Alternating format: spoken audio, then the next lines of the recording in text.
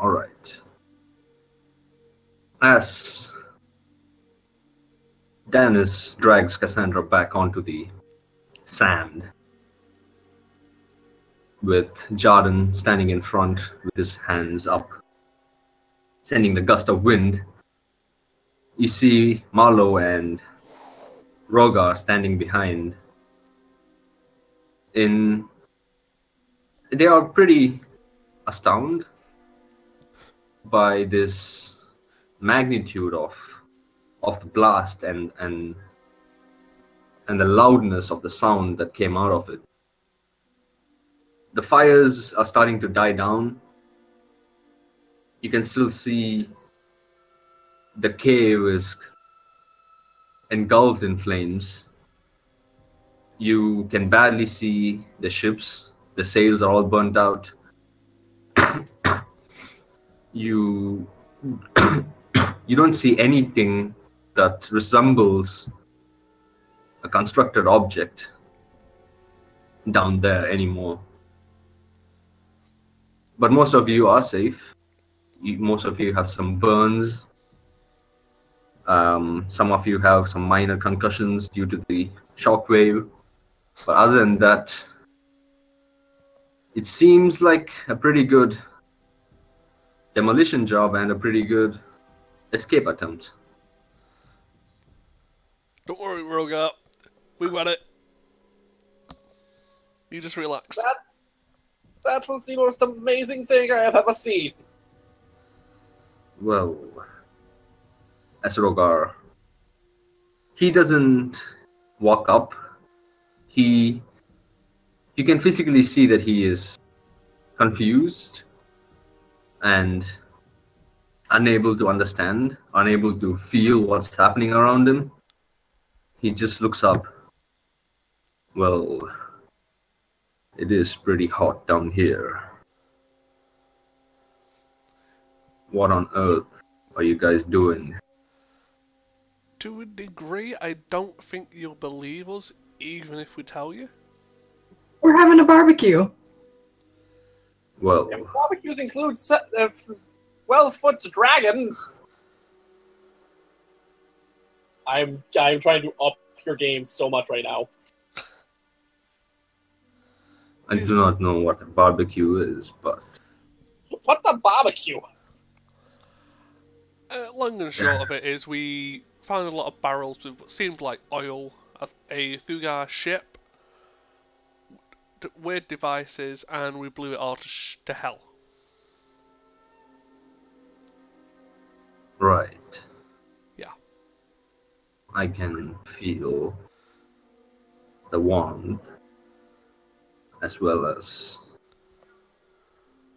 the four of you. So it would be wise for me to assume that none of you perished in this barbecue of yours. It's a safe assumption, but we nearly wasn't as lucky, were we, Cassandra? Yeah. Roasted.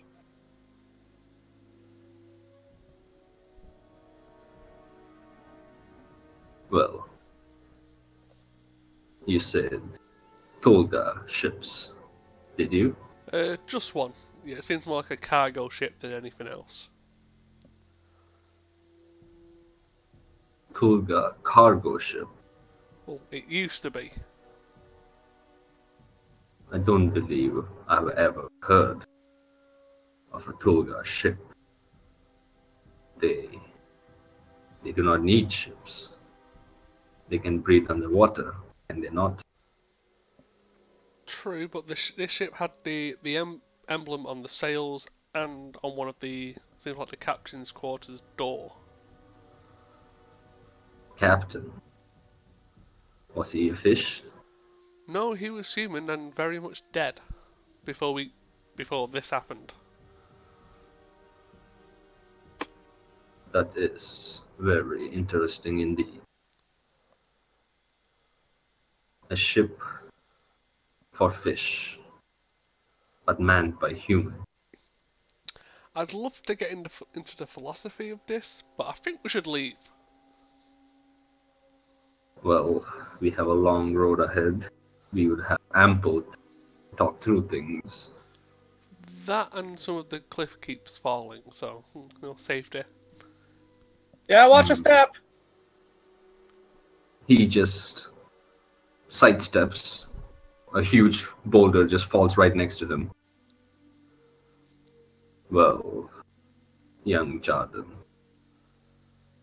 there is nothing that misses my eyes. As he starts to walk slowly out back into the ruins.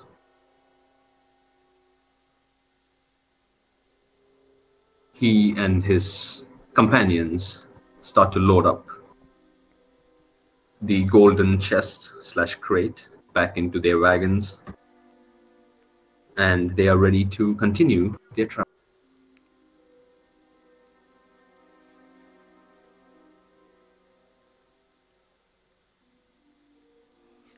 Probably continue on. Yep. You guys are more than free to heal from that little creature I summoned. It'll probably just keep following us for a little bit, well, just to make sure you guys aren't too tender.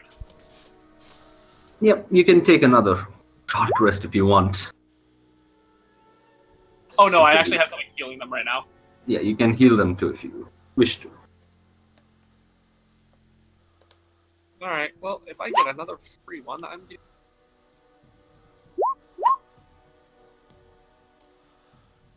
We're just doing this on the journey back to Wolfar. I'm basically just kind of... There's a fish flopping between you two.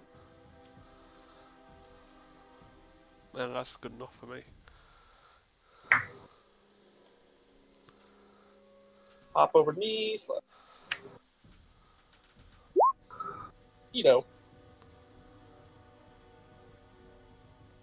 As you are moving in the wagon, very familiar sight on both sides of the roads.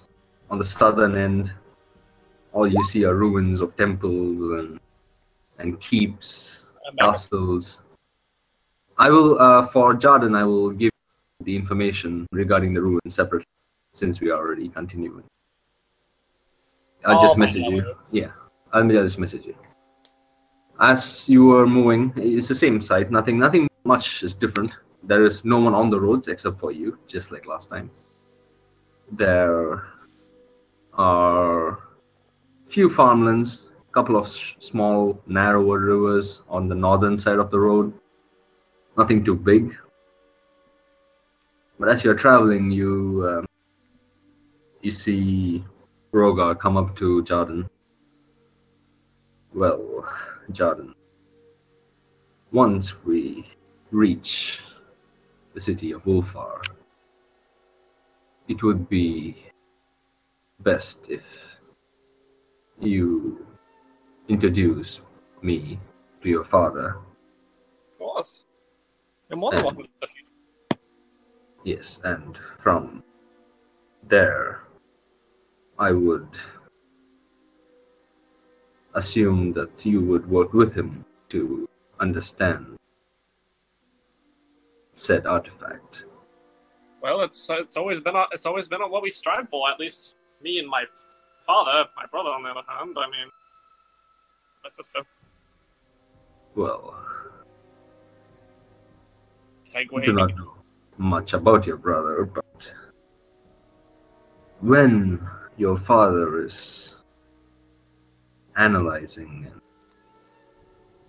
understanding said artifact, it is of highest priority that he is not to be left alone with it.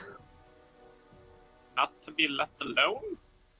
Why? Does You see, the most artifacts, you may or may not know about it yet, they have tendencies to affect the minds, mortal minds of ours. But that is assuming that the artifact is true and not a fake. If he was left alone, it may meddle with his mind. And I am sure your father is astute and greatly learned, but He's, I wouldn't want to take any chances, you see. don't worry, our family's known for making safe the things. It'll be fine. It'll be in the good hands. I see. Well, in that case, we shall continue then. All right. But do you have any plans of returning to Dragonhead? I mean, I work there, but they're not against having me go out into the field. We've seen a few ruins that'd be interesting to explore a little bit more, gather more information.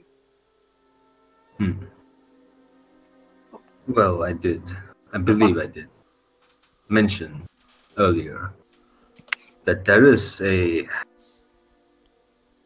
stop that I need to make on the way back to Dragonhead. It would be,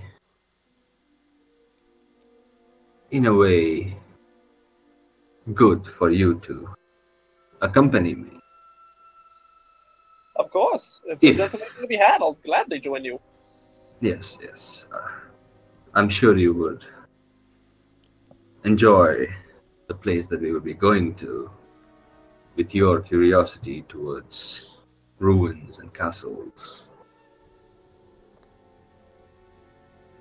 But nevertheless, we will talk about it once we have met with your father. Yes. As you see Rogar walking back to his wagon.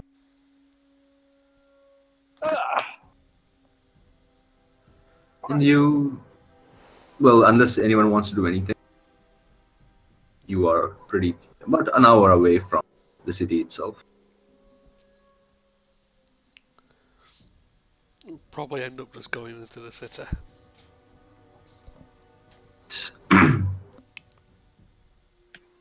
As you near the city, for those who have been to the city before, it's just as normal. There aren't any major differences.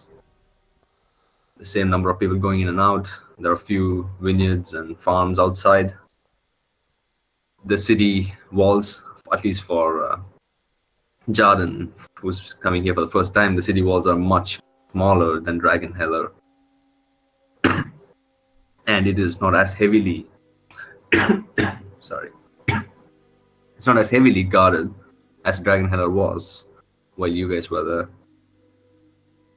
But surprisingly for Danis, Marlowe, and Cassandra, you do see that there is a much greater presence of security since the last time you were here. There are about 15 to 20 city guards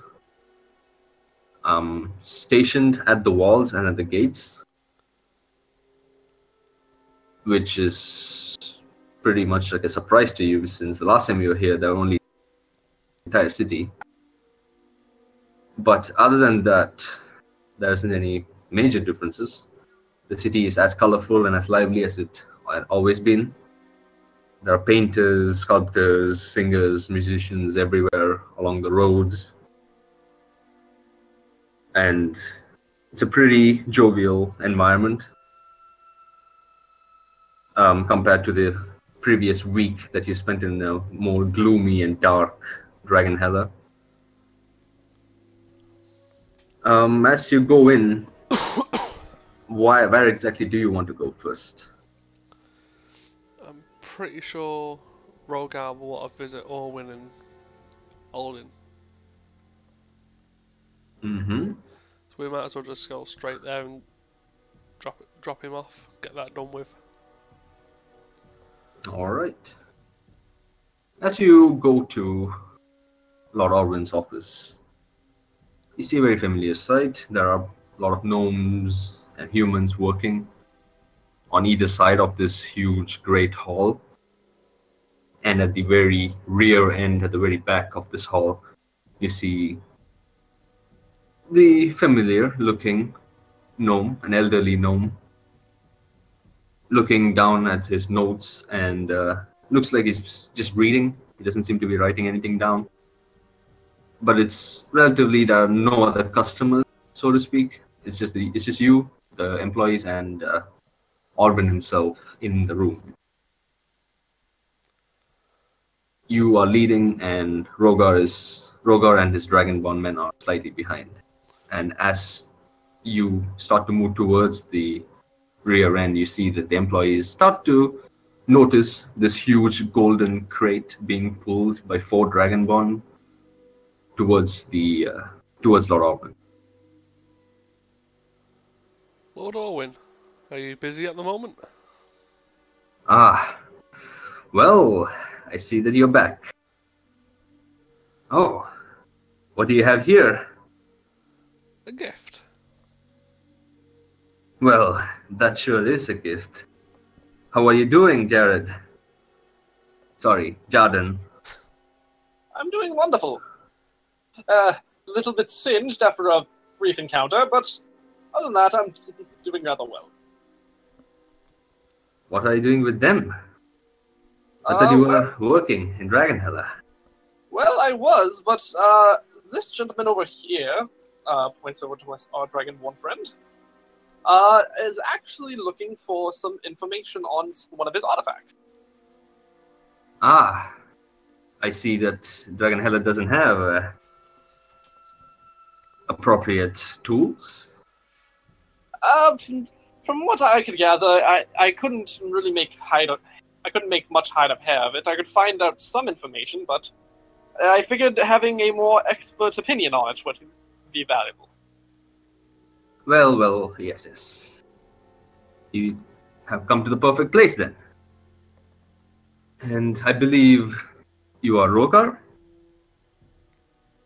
And you see Rogar nodding. Well, yes, Lord Orwin. You see, I have spoken to your son earlier, back in Dragonheller. And we have come to an agreement regarding the artifact. One artifact that I'm carrying. It is to be sold, let's say, to someone of great importance who believes that the fate of the worlds depend on it. And your son has convinced me that you are an expert at what you do, hence I'm here. The artifact will be revealed in a more of a private setting. It's best if we are away from prying eyes. As you see Lord Orwin get up and lead all of you into the back room that he brought you towards last time you were here when you were buying the rings and the armor. Well, feast your eyes, Lord Orwin, on the one of the orbs of Dragon.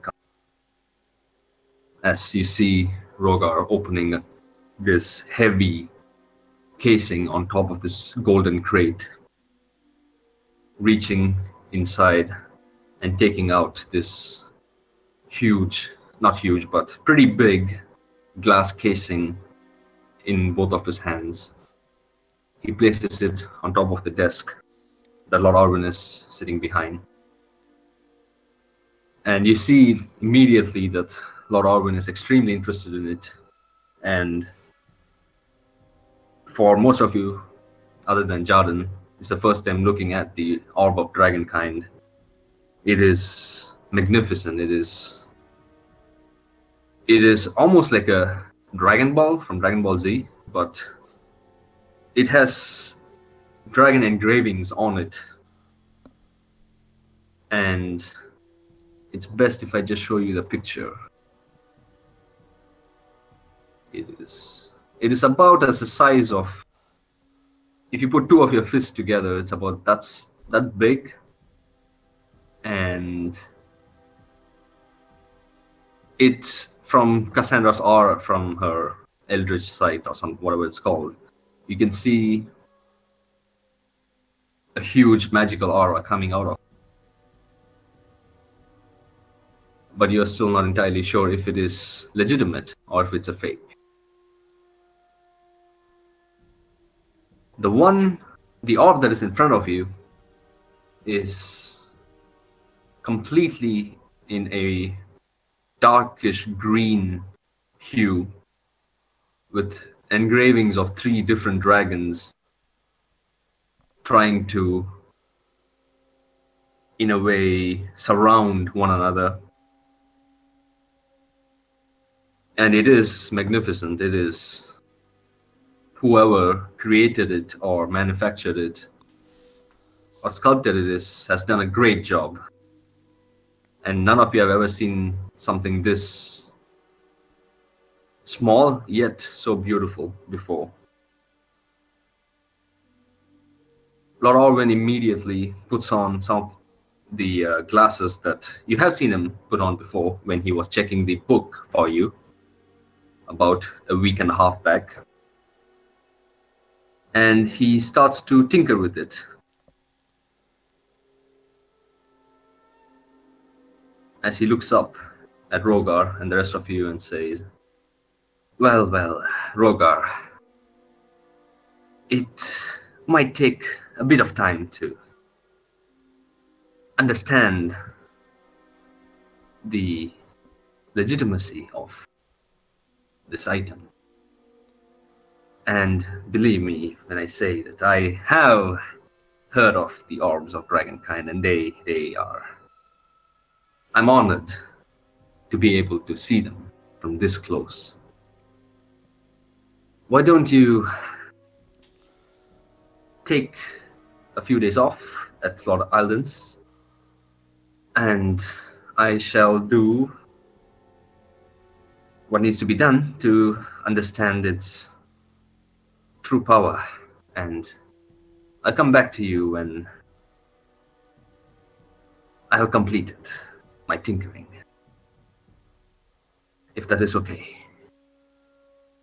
And then you see Rogar nodding. He turns and he gives a short glance at Jarden, and he walks out along with his other 4 Dragonborn and the gold. They take it out, and they slowly walk out of the Great Hall.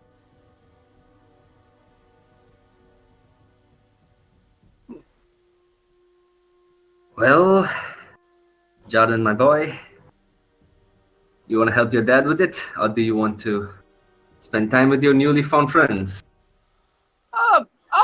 I'll stick around here, mainly because, so between you and me, it seems apparently this artifact has some sort of property if somebody's left alone. So I'm going to stay around merely for safekeeping. While you study it. And also, I would like to really know what this thing does, because it sounds interesting. Well, firstly, people of our profession, we need to see if it is true before we see what it does. Well, if you need someone to touch it, I'll do it. Just don't expect anything else. I'm not magical. Well, you don't have to, Dennis. We have tools to touch it without physical contact, of course. To be safe. Fair enough. Yeah, I might actually still touch it one. It's still in a glass casing. If you need to take it out first to touch it. Yeah, I know. You see your father take the glass casing and he puts it on top of a what looks like an examining table. It's got lots of different mechanisms, some lenses, some chemicals. It's got some other smaller tools like chisels, screws, etc., etc. And he goes behind the counter and he starts tinkering with it. Oh, I nearly forgot. I did promise the four of you a certain payment for bringing this here safely, if I'm not mistaken. That you did? Let me check the receipt that I have somewhere around here. As he looks through some of the drawers and he pulls out the parchment, which is very similar to the one that he gave you, with the same amount of money written on it. I see. It is about 170 gold per person. Seems correct, yes. Well, oh, where's the fourth one? Decided to go his own way. Oh, I mean, you could give well, the fourth one to your son. well, I don't think my son needs any money, do you? Well, I mean, research does cost.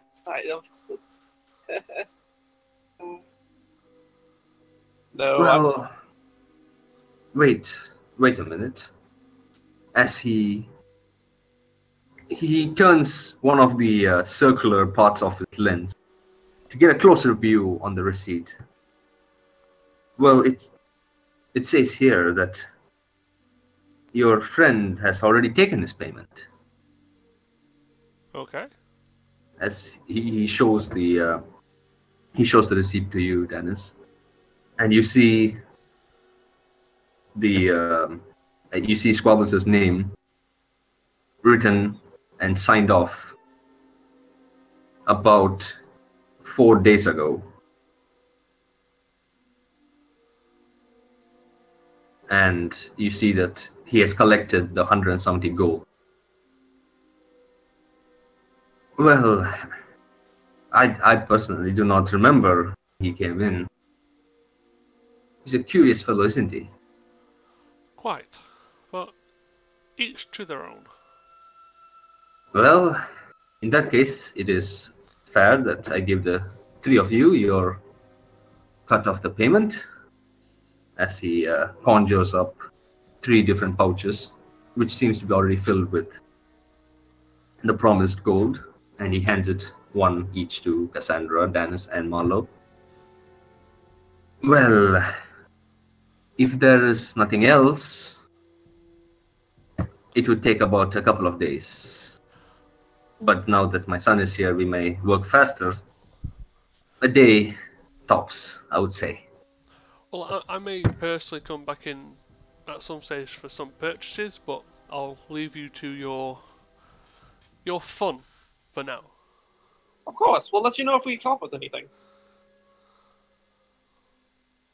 All right. So, what do you guys want to do? How much gold was that again? I think I missed it. 170. 170. Cool. Dennis personally would like to see Lord Alden and discuss the books and the map that he has. All right. What does Cassandra want to do?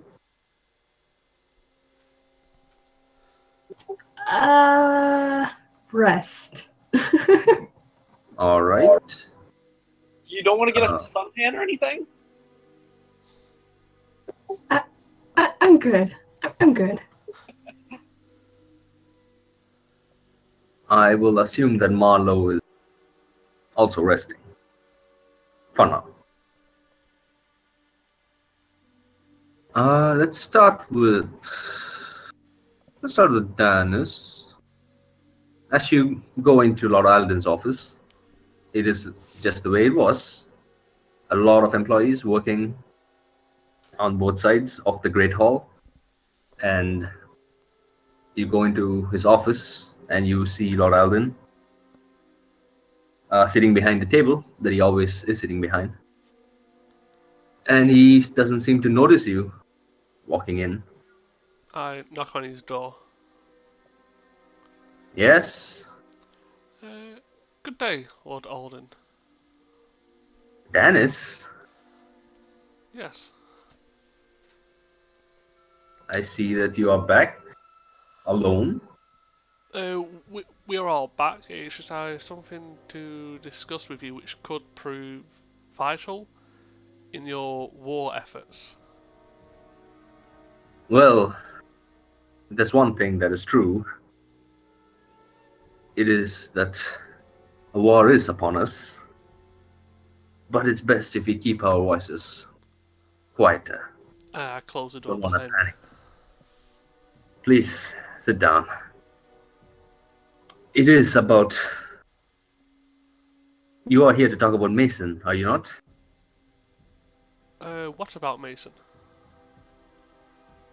Mason, my assistant. You said war efforts. I just assumed that you heard the news. No. I've got information about enemy locations. You see Lord Alden lean back in his chair with both his hands clasped. Right. What's happened with Mason? Well, I do not know what has happened to his body, but all I received was his head. His head is perfectly fine, except detached from the rest of his body, of course. It was sent to my office about three to 4 days back. Ever since then, I've been sitting here, trying to figure out what the hell happened. Well, And now I see you coming in, talking about war efforts and enemy locations. I don't even know who the enemy is. well, how about this? After I give you the information I have regarding the Thugar positions, I'll help you look into your issue. Tulga. Yes. I thought we have taken care of the issue I once you saved hand him both the Shayla. books, and I hand him the map and point to areas where we've encountered the two areas we've previously encountered them. He looks at the map.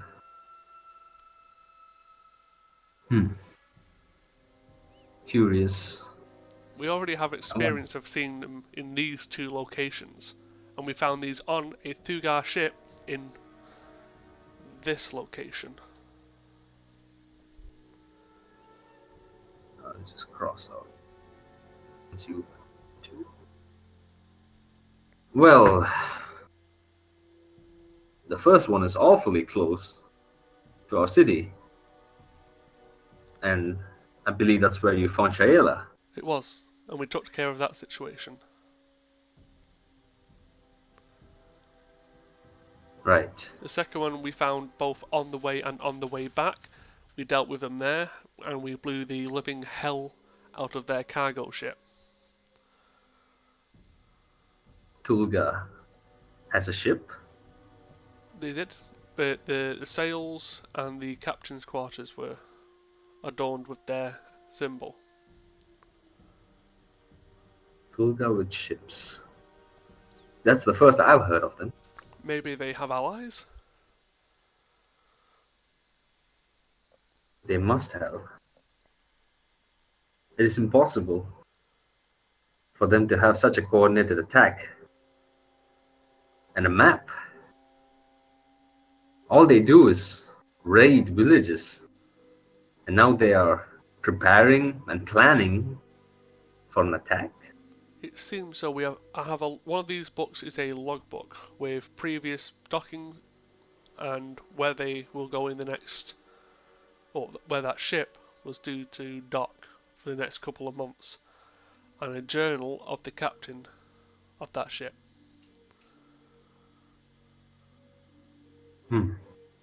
So it may not have anything to do with an assault, but considering the two locations and the enemies we have encountered there, I don't think it's too far of a leap to assume the worst. Right.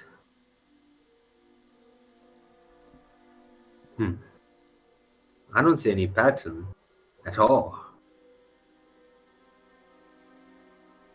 That just may be me and how I was trained, unfortunately. But I would rather be prepared than be caught with my pants down.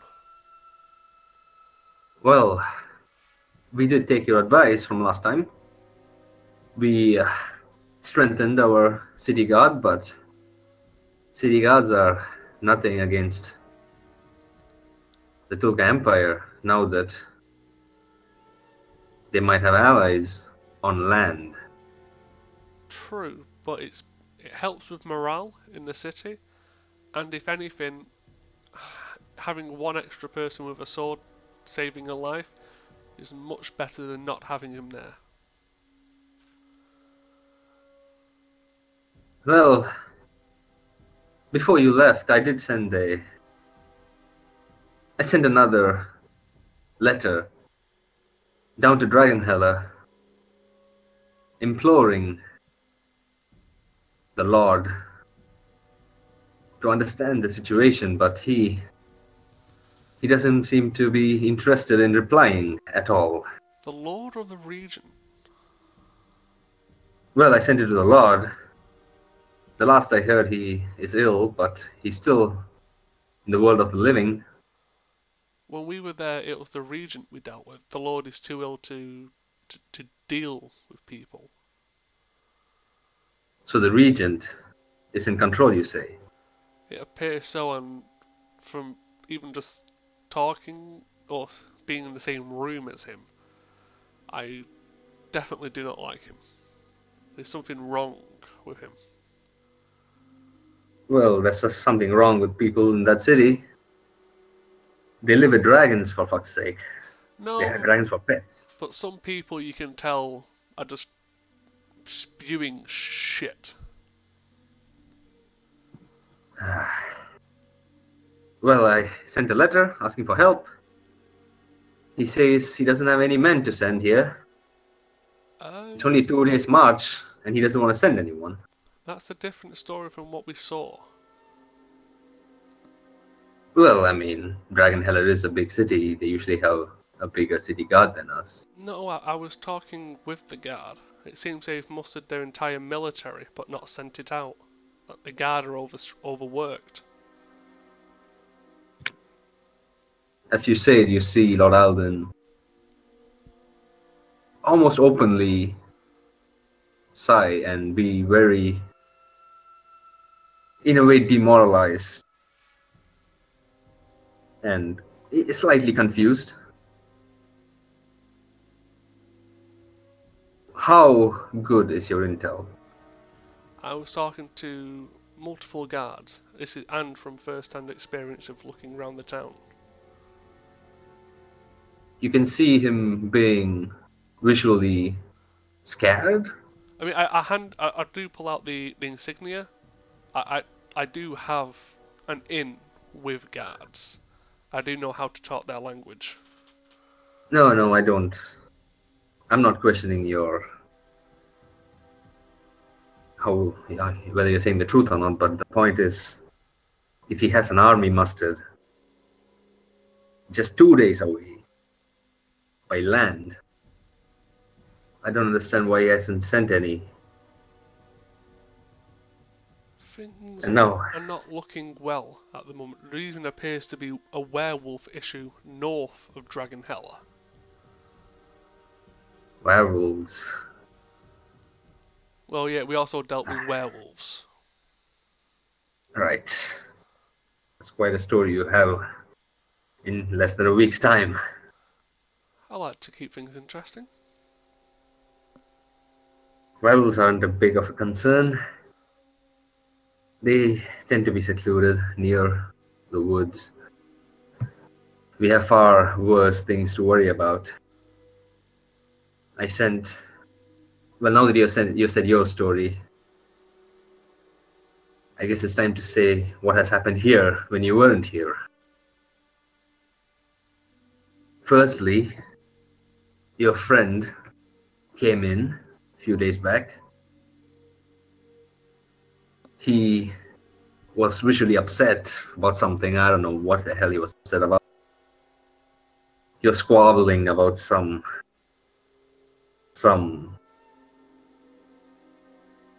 kind of book, some kind of purchase that was made.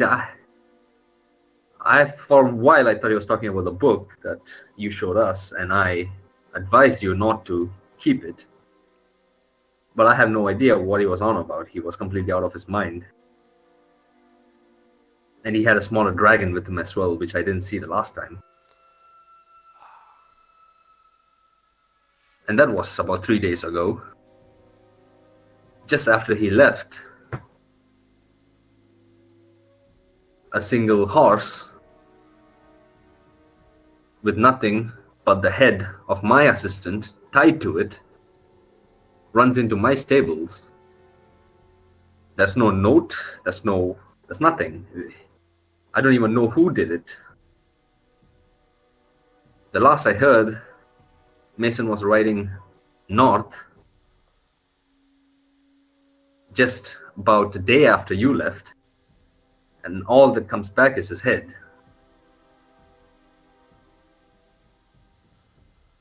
And now you're bringing me news that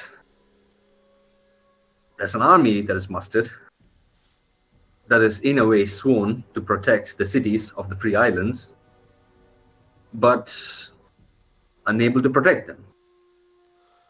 It seems there's something very wrong happening here.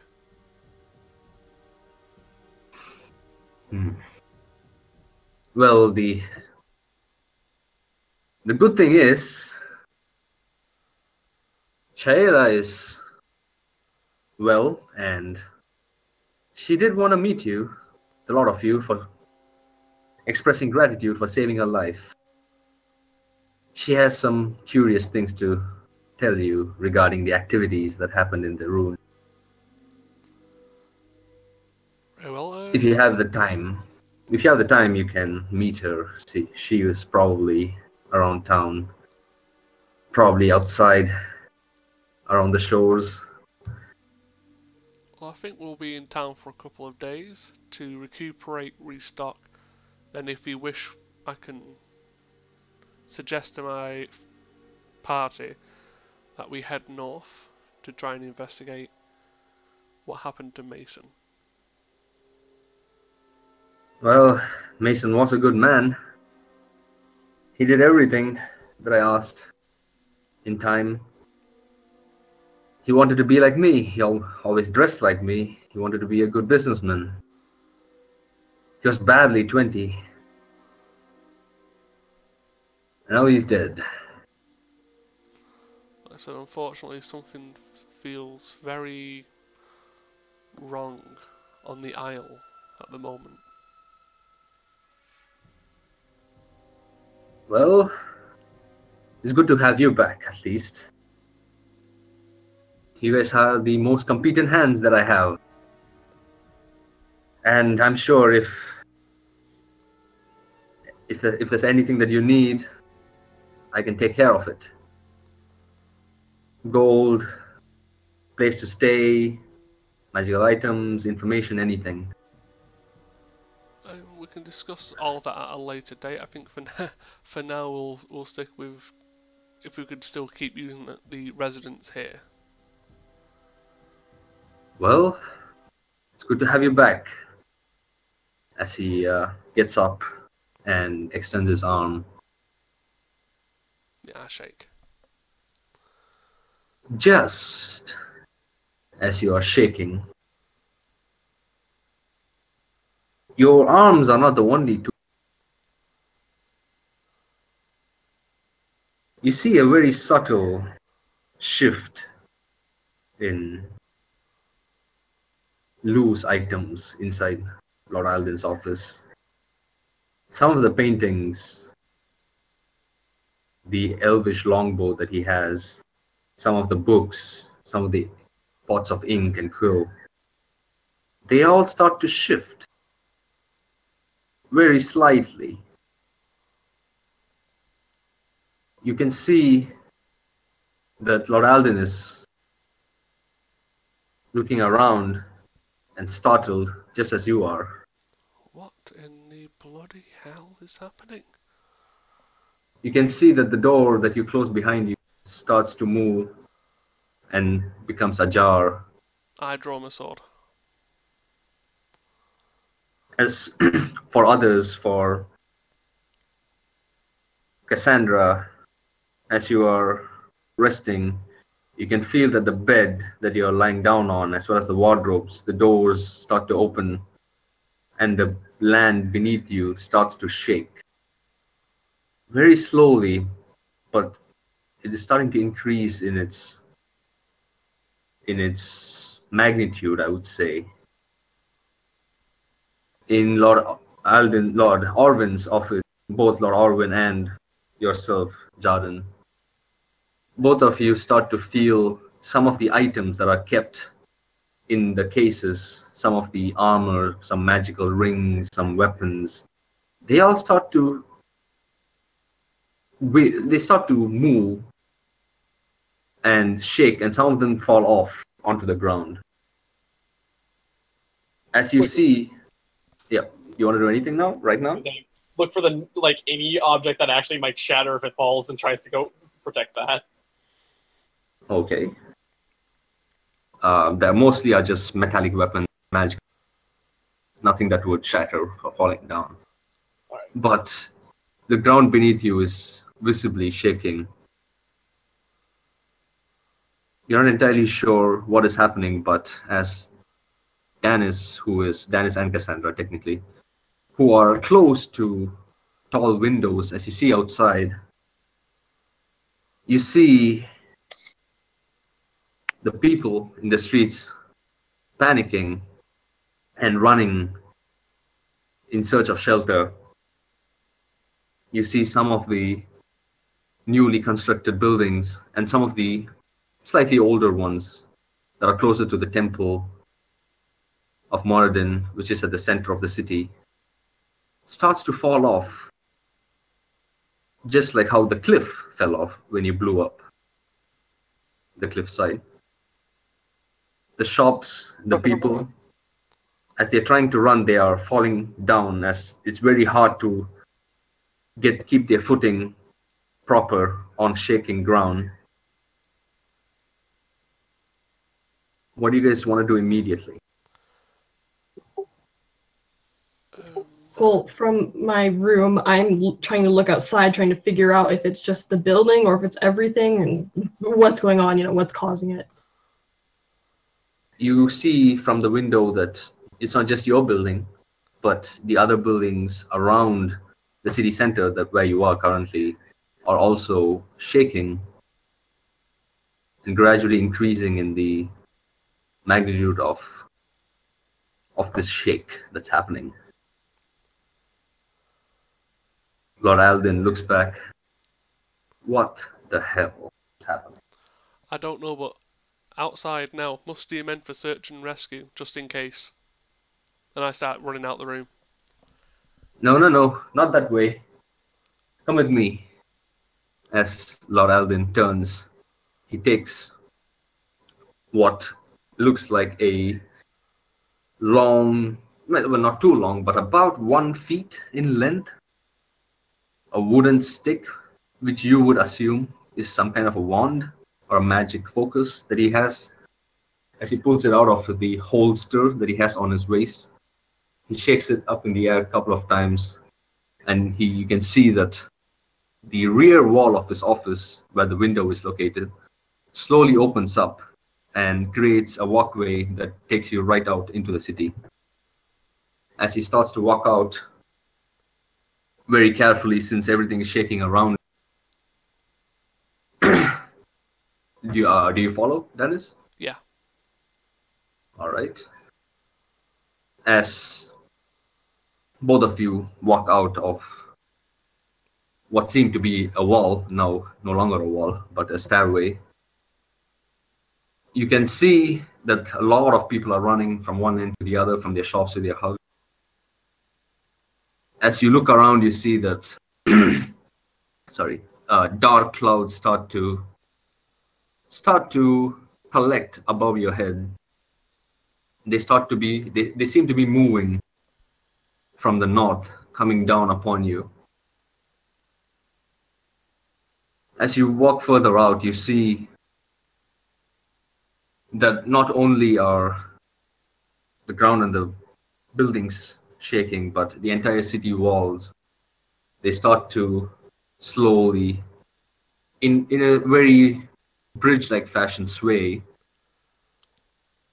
And out of nowhere, all four of you, including Alden, so all five of you, hear this very, very, very loud bang, almost as loud as the triple explosion that you just been in. And that is where we leave it off for this week.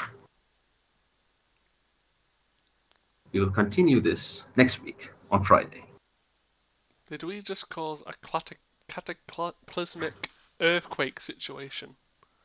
Do you think we didn't? Because I think we did. I don't think it was that bad.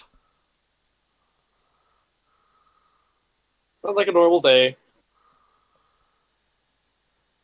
Well, you will see what happens next time. Yay! We're all gonna die. Speak for yourself. I would just give you enough. I'll give you enough experience to reach level 5, so 6,500. Well, how much ever experience that is. Now you need 15. So you can level your characters up if you want right now, or you can do it during the week. But during this week, I will be speaking to each of you separately, just like about 5 minutes, to talk about your second set of characters, because next week, oh yeah, you won't know what is happening next, because next week you'll be using your second set of characters in a different location on the Free Islands. So we're just going to assume we all die. The end. The end. It happens concurrently, so you may what has happened. So we may or may not die. Yeah. I really hope there is one game where you get to play as both characters. For the simple Oh, you rule do. I have a rule of cool thing going on. I will, because it happens once in like 5 or 6 sessions where your first set of characters and your characters will converge, and they wouldn't know each other until they start fighting, and they're like, holy shit, we can fight together. And usually that session will be like 5 to 6 hours long, where it will be a lot of combat. You might want to hold. I was gonna say, if my character's lore and stuff is correct, you might want to hold on that idea of don't know each other. Yeah, I know. I'm just saying for others. Yeah. For, I don't know, Robert's second character may have no idea who Danis is, or Aurora's second characters have no idea who Cassandra is. Can I actively murder my own character? No, you're not allowed to do that here. Ah. But you guys do need to complete your second character before next week's session, so that we can talk about how to introduce them. I think mine's already done, is it?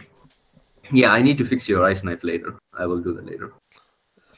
I believe my other character is pretty much done. I think I accidentally misgendered when I said something today, because I was actually playing a female. You do you. I gave you another character sheet for your beast companion. Yep. I don't know why your beast companion has a barbarian as a class, but you can. It's because it forced me to actually pick a class. Ah, okay. Have the levels, so I just picked barbarian and all the barbarian stuff. Yeah, no problem. It's just, is your beast proficient in all the saving throws? Yes, it is classified as being proficient in all saving throws. I can pull that up on my thing. I need to read about that because I haven't seen it. As long as it's within visual range of me. Okay. Aurora hasn't done her second character, but you can do it later. Yeah. Yeah, it's fine. You still have a week. I've been thinking about it. I'm thinking, but yeah. You have, I believe you have a druid